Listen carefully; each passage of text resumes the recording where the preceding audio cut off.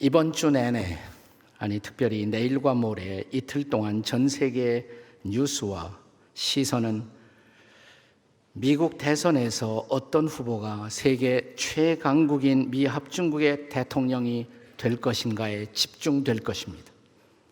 트럼프냐, 힐러리냐. 1970년대 중반 제가 미국 첫 번째 유학을 마무리할 무렵 그 당시에도 대선 캠페인이 한창이었습니다. 그때 미국 대선 후보 중에 한 사람이 선거 캠페인 도중 연설에서 한 한마디의 말 때문에 미국 전체가 들끓게 됩니다. 당시 미 합중국 대통령 민주당 후보였던 지미 카터가 후보 연설 가운데 I am a born again Christian. 나는 거듭난 그리스도인입니다. 그러자 상대방 후보가 그럼 당신만 거듭나고 난 거듭나지 않았다는 말이냐? 거듭났다는 것은 도대체 무엇을 의미하는가? 거듭났다는 것을 어떻게 알 수 있는가? 이런 논쟁이 불붙기 시작했습니다. 미국의 언론, 신학자, 목회자들이 총동원되어 거듭남의 의미를 저마다 정의하고 해석하기에 이르렀습니다. 그런데 오늘 우리가 함께 읽은 성경 본문은 그 거듭남의 의미를 다루고 있는 본래 오리지널 텍스트라고 할 수가 있습니다. 인간은 누구나 변화의 갈망을 안고 인생을 살아갑니다. 내 인생 이렇게 지금처럼 마냥 살아갈 수는 없지. 나도 변화됐으면 좋겠어. 그런데 내가 정말 변화될 수 있을 것인가? 내 인생은 다시 시작될 수 있을 것인가? 성경은 이런 인간 내면의 본질적인 변화를 가르쳐 다시 태어남 혹은 거듭남, 영어로 born again, 혹은 위로부터 거듭남, born from above라는 표현을 쓰고 있습니다. 최근에 새누리당이 이 땅에서 일어난 권력농단 사태를 맞으면서 그저께 대국민 사죄문을 발표하더라고요. 이 발표문의 마지막 단원에서 이렇게 말하더라고요. 새누리당 다시 태어나겠습니다. 다시 태어나겠습니다. 그리고 잠시 후 당무회에서 서로 욕설하고 싸우더라고요. 그러니까 거듭나겠다는 말은 그냥 립 서비스에 불과한 것이죠. 정말 거듭나겠다는 의지는 없는 것입니다.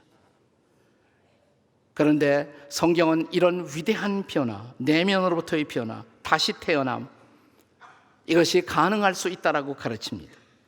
그렇습니다. 오늘 성경 본문은 인생에서 가장 중요한 거듭남의 명제를 둘러싼 세 가지의 중요한 질문, 누가 거듭나야 하는가? 왜 거듭나야 하는가? 어떻게 거듭날 수 있는가를 다루고 있습니다. 첫째, 누가 거듭나야 하는가? 우리는 거듭나야 한다는 말을 들으면 깡패는 거듭나고 조폭은 거듭나고 사기꾼 창녀는 거듭나고 범법자는 당연히 거듭나야 하겠지만 그것이 나와는 무관한 명제처럼 생각할지 모릅니다. 그런데 정말 나는 그런 종류의 사람과 다른 거듭남이 필요 없는 인간일까요? 1961년 이스라엘 예루살렘 법정에서는 당시 유태인 홀로코스트의 학살의 직접적 책임자였던 히틀러의 오른팔 역할을 했던 아이히만의 재판이 진행되고 있었습니다. 그런데 이날 재판에 참석해서 아이히만이 얼마나 악마적 인간인가를 가까이서 관찰하고 싶어 했던 유태인 철학자가 있었습니다. 유명한 한나 아렌트라는 철학자였습니다. 그는 법정에 가급적 아이히만 가장 가까운 곳에서 그를 관찰했습니다. 그리고 깜짝 놀란 것은 그는 너무나도 평범한, 지극히 평범한 그냥 정부의 명령을 따르고 있었던 한 순진한 관리의 모습처럼 그에게 보여졌다는 것입니다. 아렌트는 후일 글을 쓰면서 악의 평범성이라는 글을 씁니다. 악은 지극히 평범하다는 것입니다. 악인은 우리와 다른 인간이 아니라 지극히 우리와 똑같은 평범한 얼굴을 하고 있다는 것입니다. 그는 특별히 악인이 따로 있는 것이 아니라 우리 모두의 속에 이런 평범한 얼굴이지만 악할 수 있는 요소를 가지고 살고 있다는 것입니다. 지나간 한 주간 동안 우리 한국을 온통 뒤집어 놓은 최순실이란 한 여인의 국정농단 사태를 보면서 도대체 그녀는 얼마나 교활하기에, 얼마나 악하기에 그런 엄청난 일을 저지를 수 있을 것인가에 국민적 관심이 집중되어 있었습니다. 그런데 지난 월요일 검찰의 포토라인에 서서 울먹이면서 죽을 죄를 지었습니다. 개미만한 목소리로 흐느끼는 모습은 우리 주변에서 우리가 언제든 목격할 수 있는 아주 평범한 아주머니의 모습과 별로 다를 것이 없지 않았습니까? 그날 제가 제 마음속에서 관찰한 놀라운 깨달음이 있었다면 내 안에도 최순실이 살고 있었다는 사실입니다. 만약 내가 VIP를, 권력자를 아무 때나 마음대로 만날 수 있고 통화할 수 있다면 나라고 그 여인과 전혀 다른 모습으로 인생을 살 수가 있었을까? 나에게는 과연 권력을 이용하고 싶은 그런 마음이 없었을까라는 깊은 질문이 계속되고 있습니다. 여러분은 다르십니까? 오늘 본문에서 예수님이 거듭나야 합니다 라고 말씀하고 있는 그 대화의 파트너, 그는 도대체 누구였습니까? 성경은 그의 이름이 니코데모라고 말합니다. 1절에 보면 그는 나는 하나님의 백성이라고 자부하던 선민이었던 유대인의 지도자, 그리고 사회적 도덕적인 리더였던 사람이라고 말합니다. 하나님의 율법인 토라를 관리하고 해석하고 가르치던 종교적 바리새인이었다라고 기록합니다. 10절에 보면 그는 이스라엘의 선생이었다고 기록합니다. 가톨릭의 신부가 계시고 개신교의 목사가 있는 것처럼 유대교의 랍비였다고 말합니다. 그런데 그런 사람에게 예수님은 당신은 거듭나야 한다라고 말씀하셨다면 이 거듭남의 명제는 나와 더불어 과연 무관할까요? 제가 미국 이민 목회를 하던 시절에 교회에서 이 노인들을 위한 영어 회화반을 운영했습니다. 젊은이들은 빨리 배우지만 나이 많은 사람들은 쉽지 않잖아요. 그런데 한 노인 부부가 두 분이 어느 날 이런 대화를 나누셨다고 그래요. 우리가 밤낮 이렇게 배워야 무슨 소용이 있나? 실제로 써먹지 않으니까 발전이 없지 않은가? 그래서 우리 사이에 당신과 나라도 연습을 한번 해보자고 어느 날 드디어 기회가 왔습니다. 자, 밖에 나가셨던 할아버지가 아파트에 돌아와 문을 놓고 하자 할아버지인 것을 안 할머니가 영어 연습차 크게 소리를 질러 물었다고 합니다. 후여. 호남 출신 부부이셨던 것 같아요. 그러자 할아버지가 이제 대답을 합니다. 영어로 대답을 하십니다. 미랑께. 후, 누가 거듭나야 할까요? 여기 할머니가 정답을 말씀하셨어요. 누가 후 거듭나야 할까요? 대답은 미랑께. 다 같이 미랑께. 아니 그냥이 아니라 가슴을 치면서 미랑께. 예, 그게 정답이에요. 자, 두 번째 질문. 자, 그렇다면 왜 거듭나야 할까요? 역시 본문에서 우리가 발견할 수 있는 두 가지의 대답이 있습니다. 하나는 예수님이 강조하셨기 때문입니다. 이 길지 않은 짤막한 텍스트 본문에서 예수님은 3번씩이나 거듭나야 한다라고 말씀하십니다. 3절에서 사람이 거듭나지 아니하면 하나님 나라를 볼 수 없느니라. 5절에서 두 번째, 사람이 물과 성령으로 나아지 아니하면 하나님 나라에 들어갈 수 없느니라. 7절에서 세 번째, 내가 네게 거듭나야 하겠다는 말을 놀랍게 여기지 말라라고 말씀하십니다. 이 거듭남의 명제를 예수님이 얼마나 중요하게 여겼으면 이 짤막한 대화 속에서 3번이나 반복하셨을까요? 우리도 대화 속에 내가 강조하고 싶은 중요한 주제는 항상 단어를 반복하지 않습니까? 지나간 세기 영국과 미국에서 세계적인 전도자로 활동하던 분 가운데 조지 위필드라는 분이 계셨어요. 조지 위필드. 목사님마다 자기가 좋아하는 설교의 18번이 있습니다. 이 위필드 목사님의 18번 설교는 거듭나야 한다라는 설교였습니다. 그의 설교에 감동을 받은 한 청년이 위필드의 집회마다 따라다니면서 자원봉사를 했습니다. 처음에는 너무너무 좋았는데 시간이 경과되다 보니까 이 목사님이 어디 가나 똑같은 설교, 특별히 거듭나야 한다는 설교를 지나치게 반복하는 것을 보고 마침내 시험에 들었습니다. 그날도 목사님이 똑같은 설교, 거듭나야 한다, 이 메시지를 하고 강단에서 내려오시자 목사님을 붙들고 물었다고 합니다. 목사님, 어쩌자고 똑같은 설교, 거듭나야 한다만 반복하십니까? 알고 싶은가? 예, 알고 싶습니다. 이때 위필드 목사님은 이 청년을 쏘아보면서 이런 유명한 대답을 했다고 그래요. 왜냐하면 네가 거듭나야 하기 때문이다. Because you must be born again. 당신이 거듭나야 하기 때문이다.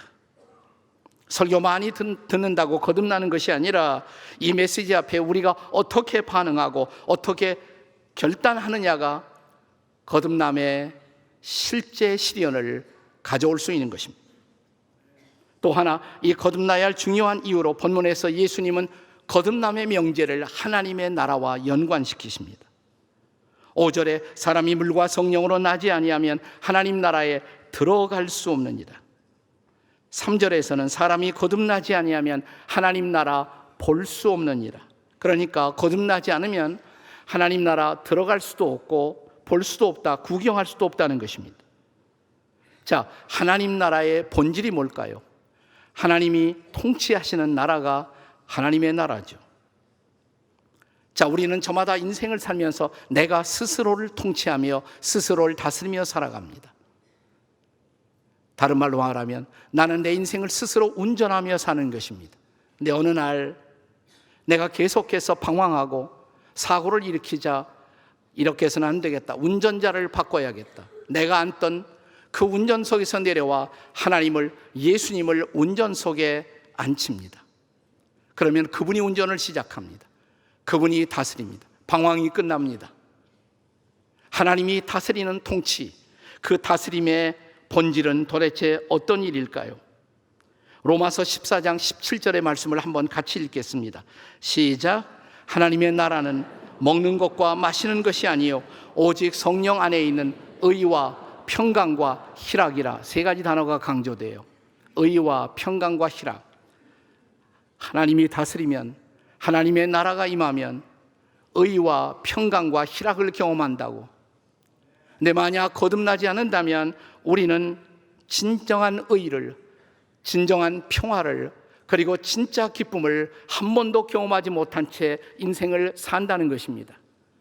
하나님이 내 인생의 주인이 되어 나를 다스리기 시작할 때 내가 지금까지 경험하지 못한 새로운 인생, 새로운 기쁨, 새로운 평화, 새로운 기쁨의 놀라운 통치, 이 하나님의 나라를 경험하기를 원한다면 성경은 이렇게 말합니다. 당신이 거듭나야 한다.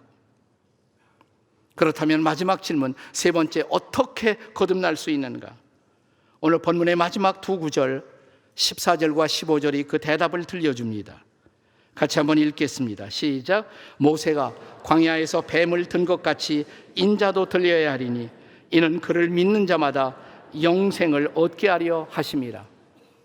얼른 쉽게 이해가 안 되는 말씀일 수도 있습니다. 특별히 구약 성경을 모른다면 말입니다. 이것은 구약이라는 배경에서 주어진 말씀입니다. 자, 이스라엘 백성들이 에집트의 애굽의 통치, 노예에서부터 벗어나 가나안 땅을 향해 떠나갑니다. 광야를 지나갑니다. 시나이라는 광야를 지나갈 때 먹을 것이 없었어요. 그때 지도자 모세에게 우리 살려달라고, 여기서 죽으면 되겠느냐고 모세가 기도했을 때 하나님께서 그 백성을 불쌍히 여기고 하늘로부터 선물을 내리십니다. 양식을, 하나님이 만드신 양식, 만나, 둥근 형태의 마치 눈송이 같은 양식이 광야에 떨어졌습니다. 자, 이 기적의 양식을 먹으면서 이스라엘 백성들은 얼마나 감격하고 얼마나 감사했을까요? 이 만나는 마치 꿀맛 같다고, 기름 섞은 과자 맛 같다고 말합니다. 그런데 문제는 메뉴가 바뀌지 않는다는 것입니다. 똑같은 만나가 매일날입니다. 드디어 인내가 한계에 달한 이스라엘 백성들이 하나님을 향해서 이제는 우리가 이 박한 식물을 싫어합니다 그랬습니다. 하나님이 주신 기적의 양식, 이 선물을 싫어한다고 말하는 그 순간 성경에 보면 그때처럼 하나님이 화를 내신 순간이 없어요. 그래서 이 백성을 가르쳐 깨우치기 위해서 하나님은 불뱀을 보내세요. 그래서 이스라엘 백성들을 물게 하십니다. 독이 퍼지자 여기저기서 그들은 죽어가기 시작합니다. 그러자 다시 이스라엘 백성들은 지도자 모세를 통해 하나님 앞에 용서해달라고, 살려달라고, 자비의 하나님은 다시 그 백성들을 위한 구원의 처방을 내리십니다. 모세에게 이렇게 말합니다. 저기 작대기 하나 있지, 긴 막대기, 그 끝에 놋뱀을 매달라고. 그리고 백성들 사이에 돌아다니면서 불뱀에 물려 죽어가는 그 백성들에게 이 작대기 끝에 놋뱀을 쳐다보는 사람마다 살리라고. 처방치고는 이상한 처방이 아닙니까? 그런데 지금으로부터 2000년 전 하나님은 전 인류를 위해서 그런 동일한 이상한 처방을 내리셨다는 거 아세요? 그 처방이 바로 십자가라는 처방입니다. 자, 불뱀에 물려 죽어가는 이스라엘 백성들을 위해서 작대기 끝에 놋뱀을 매다신 그 하나님이 죄로 말미암아 죽어가던 인류에게 하나님의 아들 예수를 구원자로 보내시고 그가 우리의 죄를 짊어지고 대신 죄인이 되어 십자가라는 막대기 위에 매달리십니다. 그리고 성경은 말하기를 그 예수 그리스도를 바라보는 사람마다 살리라고. 그가 새로운 생명을 얻는다고, 그가 용서를 받고 그는 이제 제2의 인생을 새롭게 시작할 수 있다고. 이것이 바로 복음인 것입니다. 다시 이 14절의 말씀을 한 번 더 읽어보시면 뭐라고 말씀했어요? 모세가 광야에서 뱀을 든 것 같이 인자는 예수님의 별명이에요. 사람의 아들. 그는 하나님의 아들이신데 사람의 아들이 되어 이 땅에 오셨습니다. 그리고 십자가에 높이 들리셨습니다.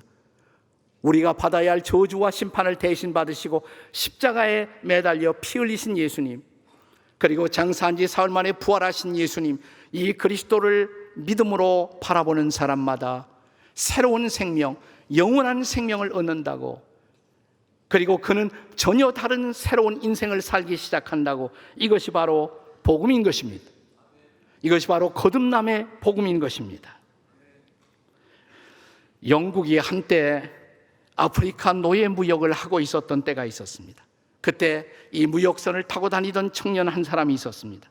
그는 어려서 어머니를 여위고 뱃사람이었던 아버지를 따라 배를 타면서 아프리카를 왕래하면서 노예를 파는 노예 장사의 일을 하고 있었습니다.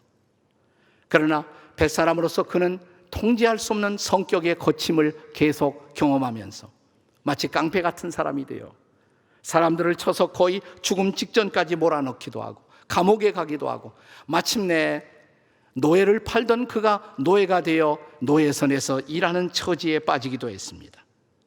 그런데 그의 나이 23살 되던 어느 날 자기가 타고 가던 배가 파선의 위기에 봉착했을 때 폭풍우가 덮치자 내 인생 이렇게 끝나는구나, 그냥 죄만 짓고 살다가 끝나는구나. 그때 갑자기 자기도 의도하지 않은 기도가 하나님 앞에 드려졌습니다. 하나님, 저를 자비를 베풀어 주세요. 한 번만 기회를 주시고 살려주세요. 하나님, 하나님의 아들 예수님 믿겠어요. 그 순간 그의 마음속에 놀라운 하나님의 구원이 임했습니다.